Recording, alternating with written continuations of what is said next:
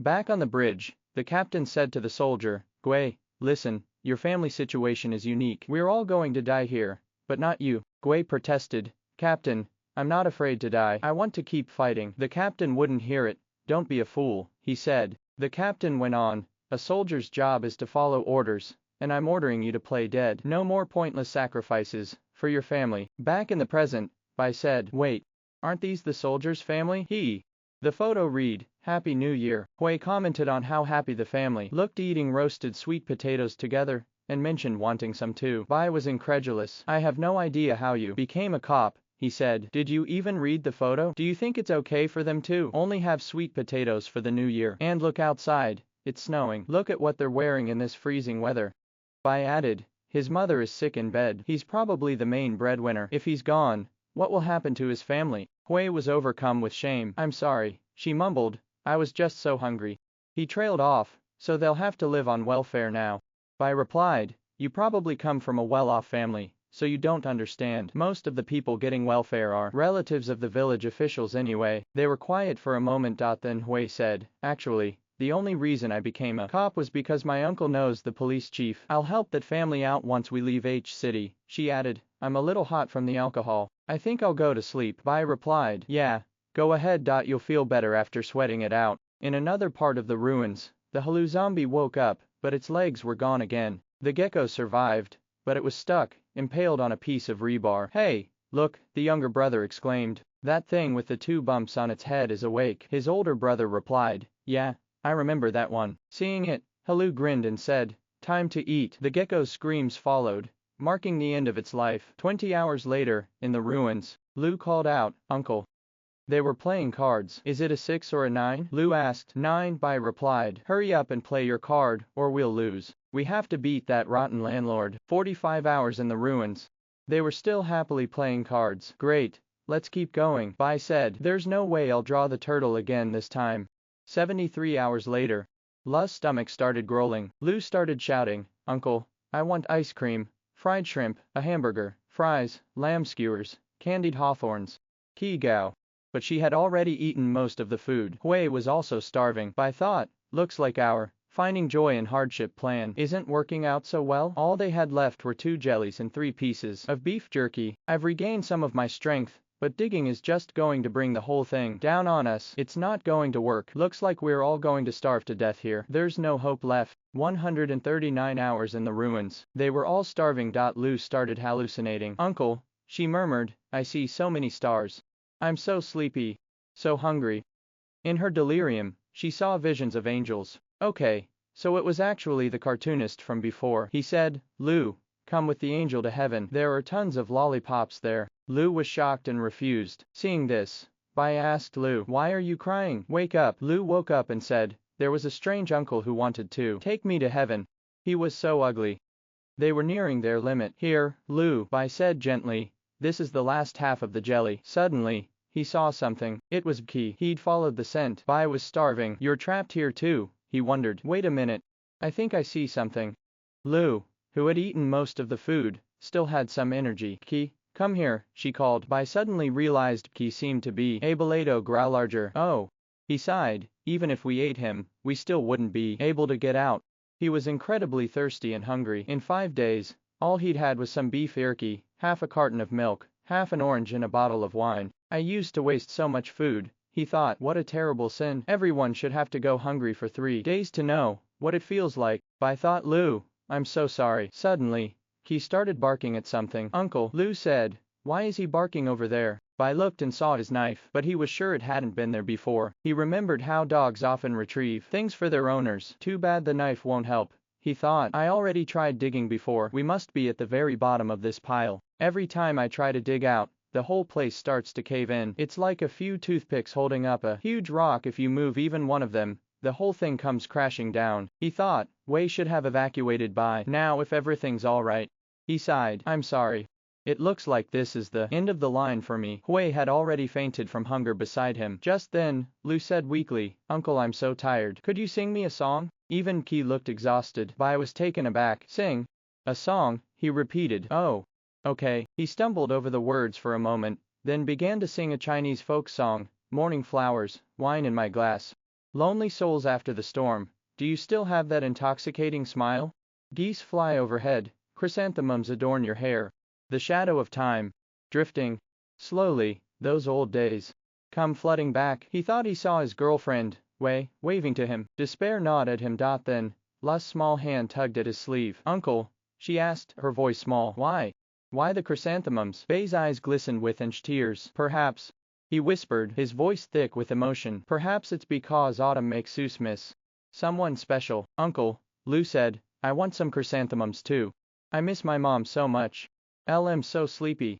Bai thought, Lu. It's my fault. Her mom isn't here. I don't even know where she is.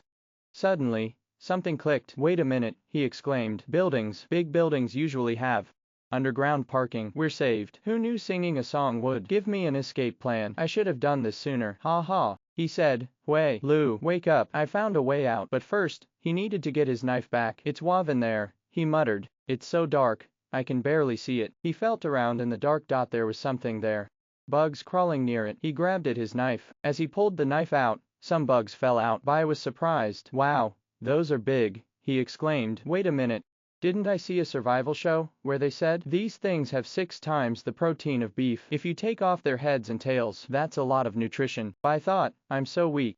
Should I really try eating those bugs? But when he saw the nutritious, delicious and juicy insects spewing green goo, he grimaced. Ugh, that's disgusting. No way. Just looking at them makes me lose my appetite for the next 10 days. He decided, I'm going to use the last of my strength and make a run for it. You too. Get back, he yelled. He plunged the knife into the ground and shouted, give me strength. And there it was, an underground parking lot. He jumped down, landing on a car that luckily happened to be there. They both got out of the car, saying, looks like survival shows are more believable in cartoons. Lu, you look strong enough to walk on your own. I was right.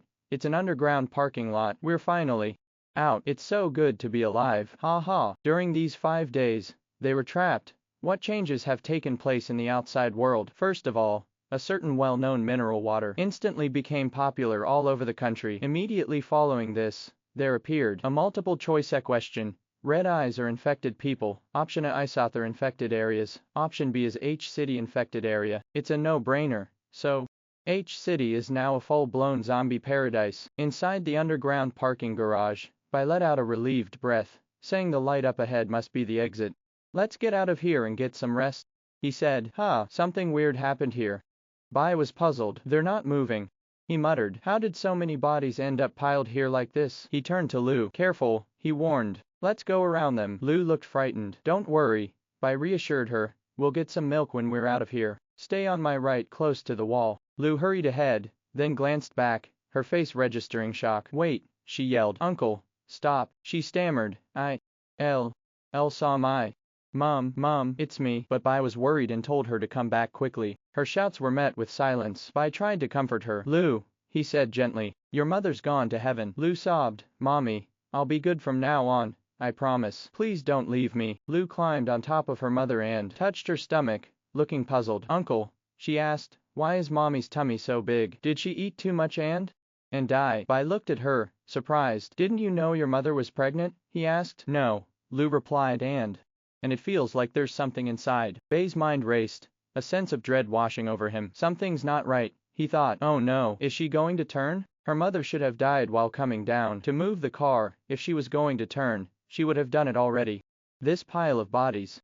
Just then, a swarm of insects crawled out from the pile. Lu, get over here quick, Bai yelled. Oh my god, Lu cried. Where did all these bugs come from? Why are they going into my mother's mouth? She grabbed at the insects, screaming. No, stop, don't go in there, you nasty bugs. Lu screamed. Get away from my mother. Bai, seeing something about to emerge, yelled. Lu, come on, we have to get out of here. On her mother's stomach, something resembling an eye had grown, and behind her, there were spider-like tentacles. Lu kept calling for her mother, but her mother suddenly attacked with her tentacles. Bai quickly ducked to avoid the blow. Damn, he exclaimed. It can even transform. It looks like Lu's mom had some kind of parasite implanted in her, Bai said grimly. Looks like I have no choice. Lu's mom let out a monstrous roar, but Bai was already running away. She gave chase, but the treacherous high heels were her undoing. She stumbled, falling heavily to the ground. Bai, never missing a beat, quipped. Looks like those bugs haven't quite mastered the art of high-heeled running. I'm too weak to keep running, Bai thought. I need to find some food and water. He decided to head to the supermarket up ahead. Lu's mother slowly rose to her feet, though she was still unsteady. The time was 6:32 p.m. Lu, be a good girl, Bai said reassuringly. You guys stay here and eat something while I take a quick look outside. But Lu just kept crying, Uncle, I want my mom. Bai thought to himself, I need to hurry and get some rest and supplies. I wonder if it's following me. He figured the parasitic worm wouldn't be able to follow in high heels, so it shouldn't be a threat for the time being. Still, this place was too close to where they were before. It was still dangerous. Suddenly, Bai spotted something. He bent down excitedly and exclaimed, wow, my favorite childhood snack. He didn't see the attack coming, but he dodged it in time. Weakened, his reactions were slow. This supermarket has so much good stuff, he mumbled to himself. Chrysanthemum cake. What's the right way to eat chrysanthemum cake? Shake it before eating. Shake what? The chrysanthemum. He wiggled his butt absently, completely unaware of the impending danger. He sprang to his feet, narrowly avoiding the swipe of a claw. Incredible. He breathed. That cake.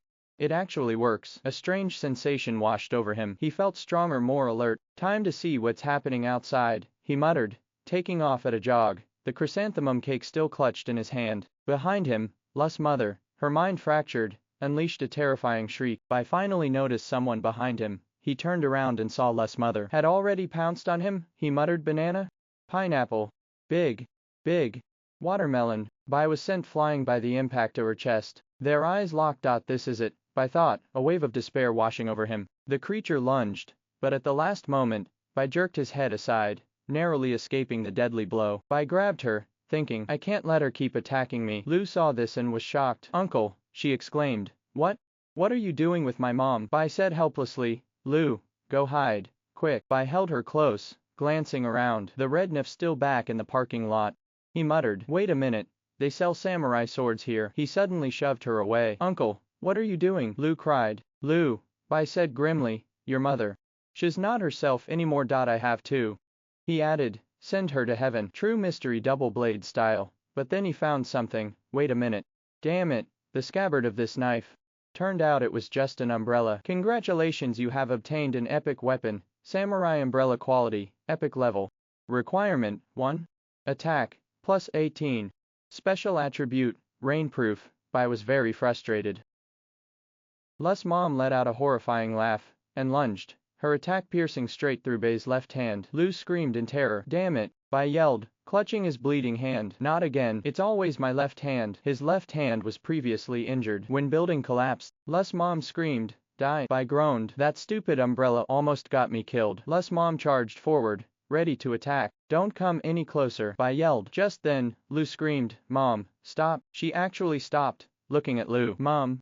Lu sobbed. Tears welled up in Lu's mother's eyes as well. She seemed to remember something, and a look of anguish crossed her face. Seeing his chance, Bai grabbed a sausage and threw it, hitting the eye on her stomach. Lu's mom cried out in pain. That's what you get, Bai exclaimed. My sausage got you right in the eye. Let's see you try to mess with me now. He glanced around. I wonder if they have any butcher knives here. Suddenly, Lu bit Bai's arm. Uncle, she said fiercely, you're not allowed to hurt my mom. Ouch. Lu, stop it, Bai yelled, but Lu held on tight. Suddenly, Lu's mom took off running. Where'd she go? Bai wondered, but when Lu saw her mom running, she ran after her. Lu, no, come back, Bai shouted. His hand was still bleeding, and after a short chase, he was too exhausted to run any further. He was feeling incredibly weak. I thought my enhanced body was supposed to heal automatically, he wondered. Why is my left hand still bleeding? And so much. He started to worry. Could the enhancement have worn off completely? The sky was alive with lightning and thunder. He had lost so much blood that his vision was blurry. He was gasping for air, his body shaking. Lu was gone. Don't leave me, he screamed, his voice raw. He collapsed to his knees, his spirit broken. It's over. He gasped, his vision blurring. Then, through the haze of despair, something caught his eye. A plane flew overhead. An hour ago, high above the clouds, Linglong, the commander's daughter, slumped in her seat, a picture of discontent. This is a disaster, she sighed. All this way, all this equipment, and Grandpa's taken ill again. She snapped her fingers at the man standing nearby. Erkang, chrysanthemum tea. Now, I need something to calm my nerves. The man's expression remained unchanged. Miss, he said, his voice even. For the 125th time, my name is Erduo, not Erkang. And as you can see, he gestured around the cabin, I'm the only dace in this particular garden. You cad, she hissed, landing a blow on his shoulder. Duo barely flinched. "My dear miss," he purred, "is that all you've got? I've been attacked by mosquitoes with more ferocity." Linglong rolled her eyes. "Of course, I forgot I was dealing with a man whose skin could deflect cannon fire." At that precise moment the aircraft lurched violently. "Miss," someone reported, "we have giant infected birds above us." She looked puzzled for a moment,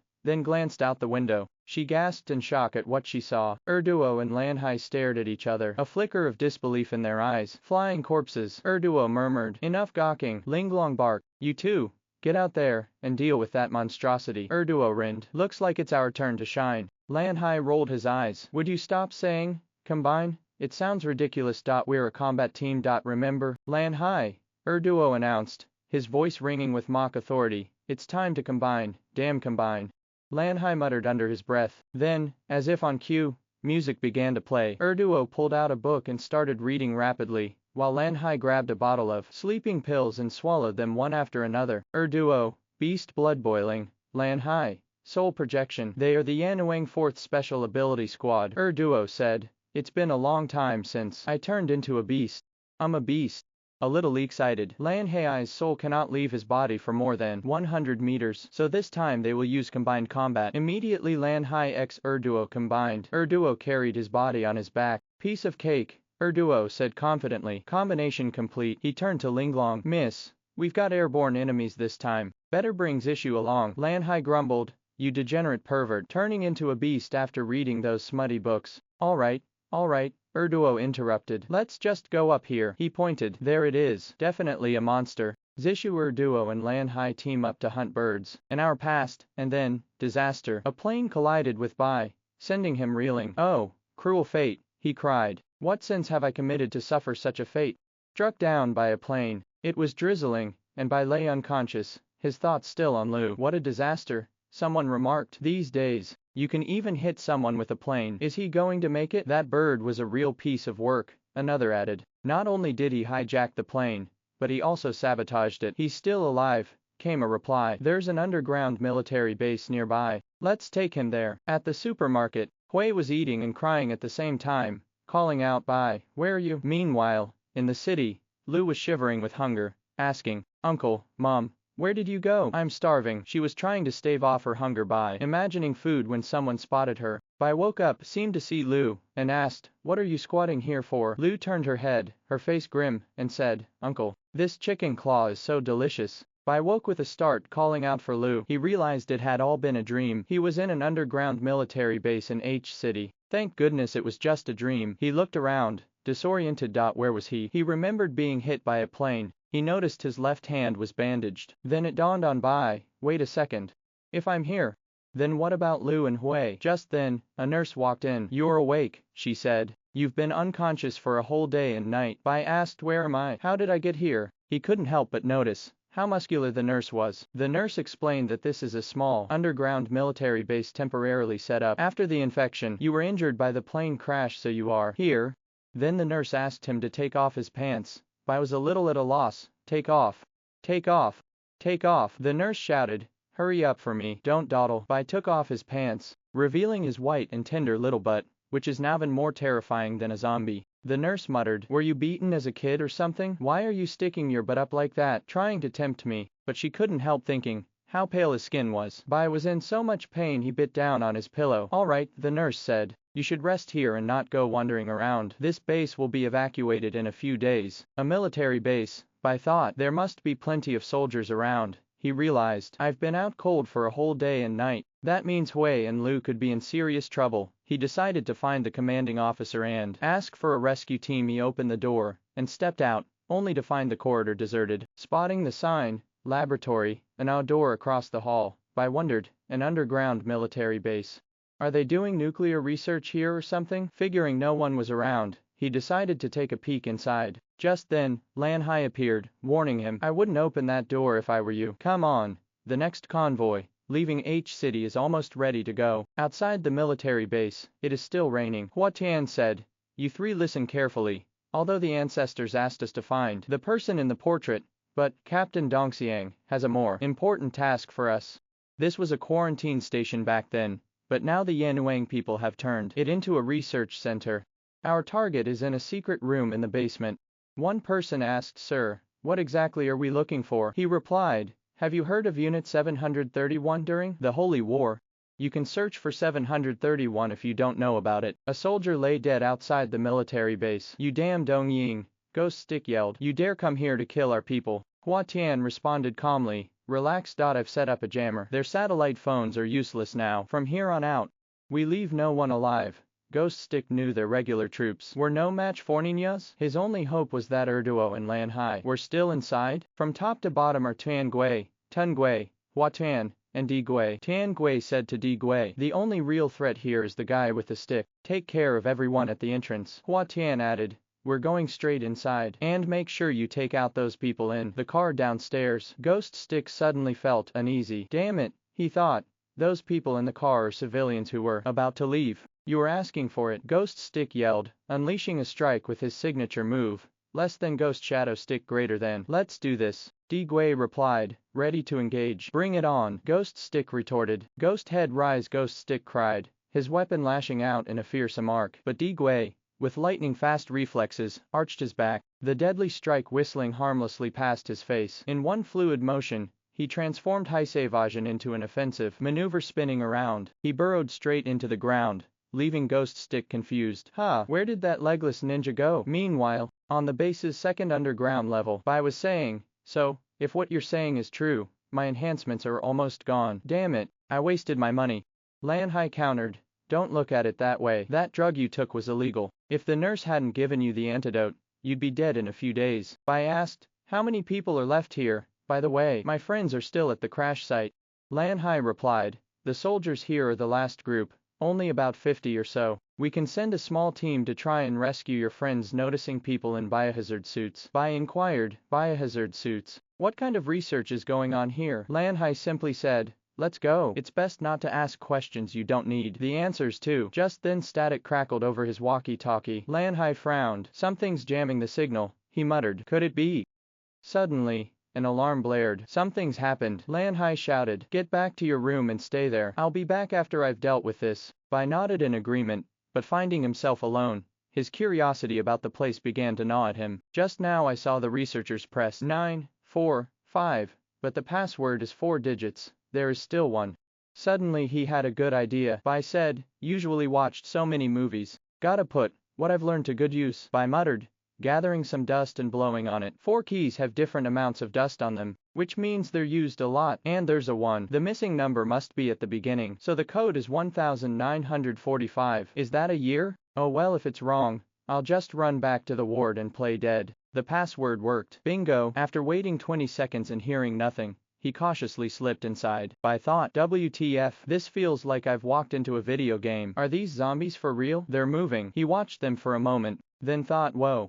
That female zombie isn't wearing any underwear. It was hard to see clearly, but then, without warning, a head popped out of the zombie's stomach, letting out a loud shriek. Bai jumped back in surprise. He stumbled backward, lost his footing, and accidentally hit a button. A green liquid sprayed out of a canister. The zombies inside shrieked and thrashed about. "Oh crap," he thought. "I've done something." The water was turning a deeper and darker shade of green. "Looks like I triggered something," he muttered. What's this? A big red button. That looks important. Bai thought, damn, what does dangerous mean? Stop seems to be stop, but there should be several words in English that can express the meaning of stopping, whether to press it or not. "English teacher, I'm sorry for you. I really shouldn't have played cards in your class every time." The jar started to crack.